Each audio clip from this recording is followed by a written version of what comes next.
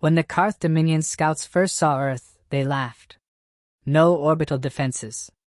No visible fleets. No empire to call upon. Just one quiet blue world, spinning peacefully beneath the stars. It looked defenseless. To the galaxy, Earth was an anomaly, a Class 5 civilization that never left its cradle. While others spread their empires across 100 systems, humans remained bound to one. Their signals filled the void with songs and stories instead of war codes. Their satellites were ancient toys.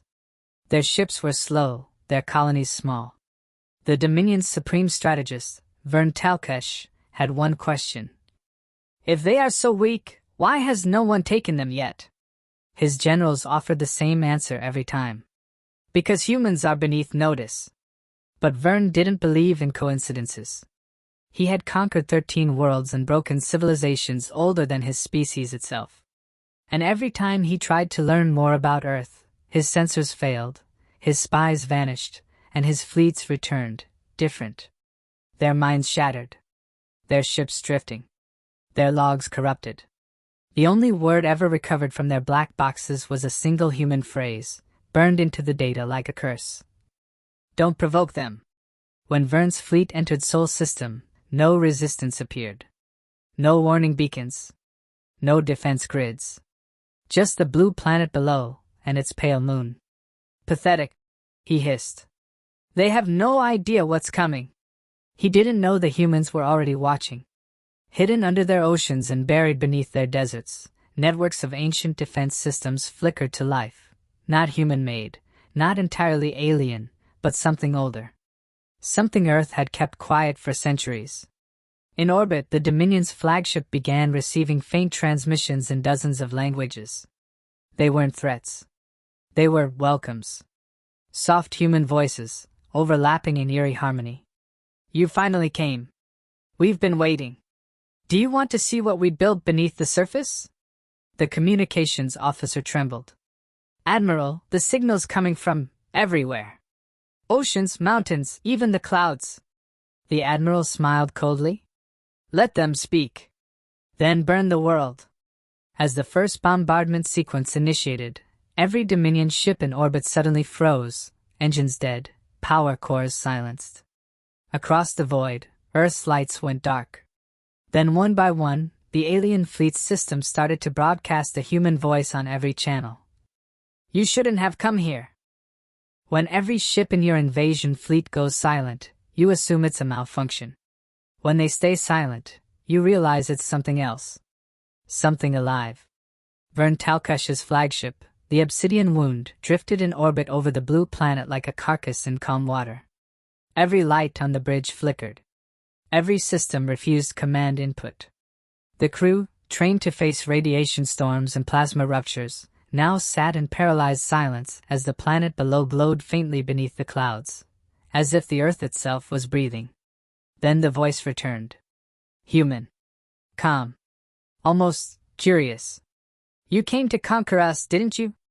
The Admiral rose from his chair, mandibles tightening. Identify yourself. We're what's left, the voice replied. Of everyone who tried.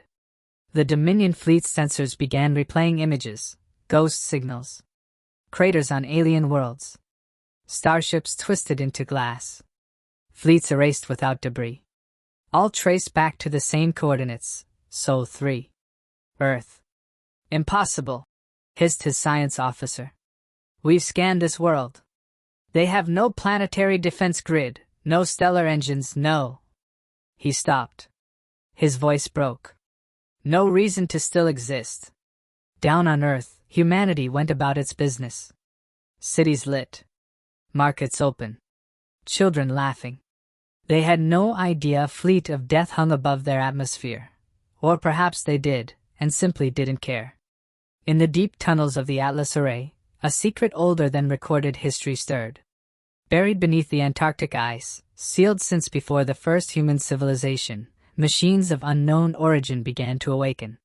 Each bore markings no scientist could translate, yet the AI inside them spoke perfect English. Foreign intrusion detected. Directive 3 authorized, contain. Around the planet, the auroras shifted color. Red and gold ripples danced in the magnetosphere as the alien ship's weapons suddenly melted down, their own plasma cores collapsing from within. "Sir!" a technician screamed. "Our cannons just disassembled themselves." "That's not possible," Vern growled. "Neither is a defenseless planet killing our fleet without firing a shot." The voice came again. "Do you understand now, Admiral?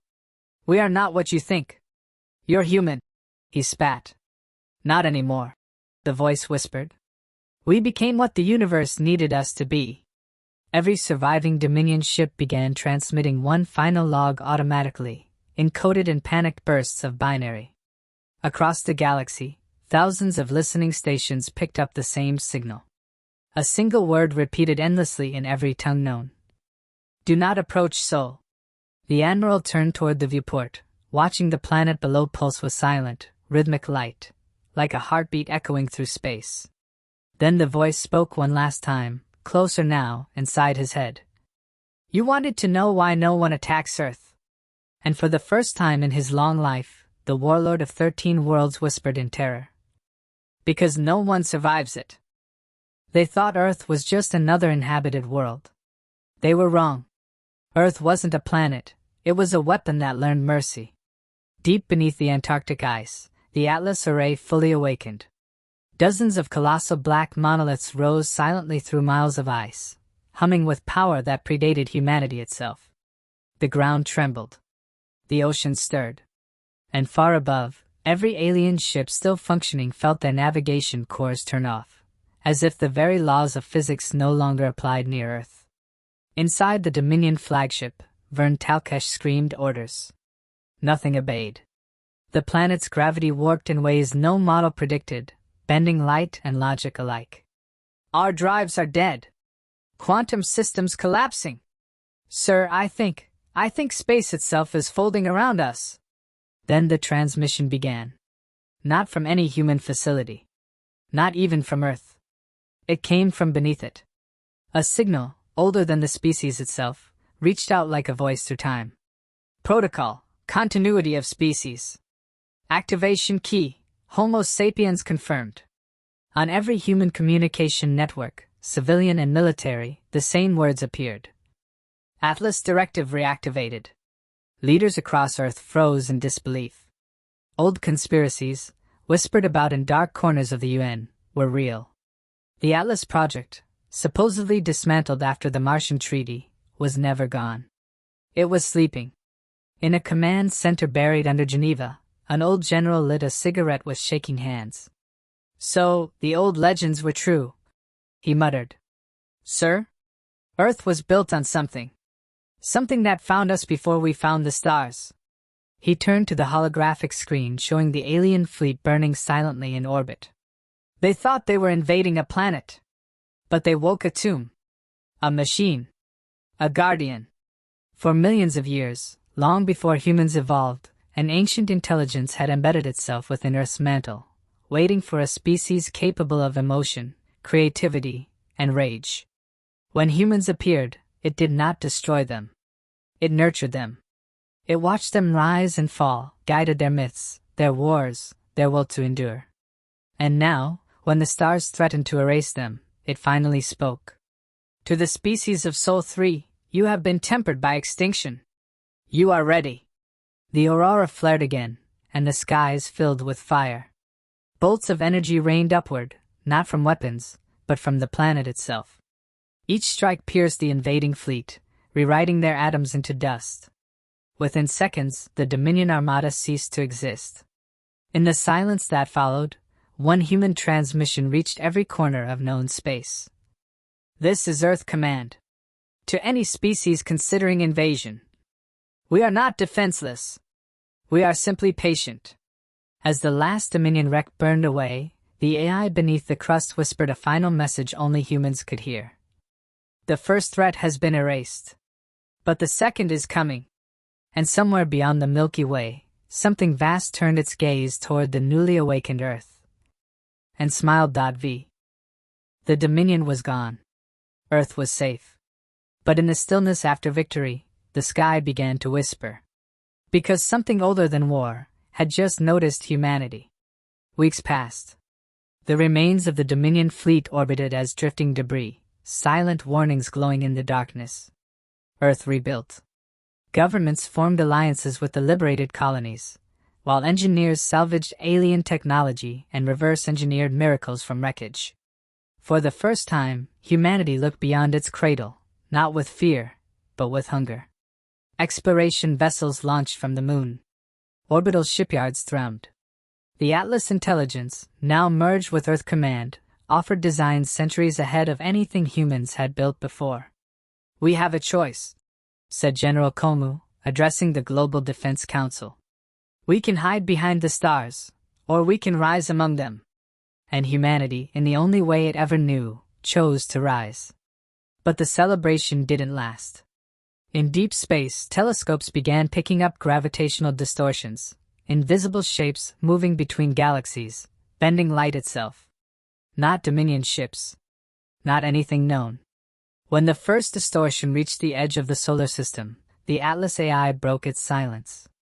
"They are returning." "Who?" asked the council.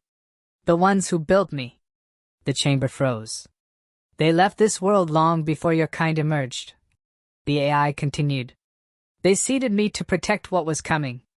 You. And now? Now they're coming to see if their experiment survived." From the far edge of the void, sensors detected impossible readings, structures larger than moons, wrapped in light older than galaxies. They weren't ships.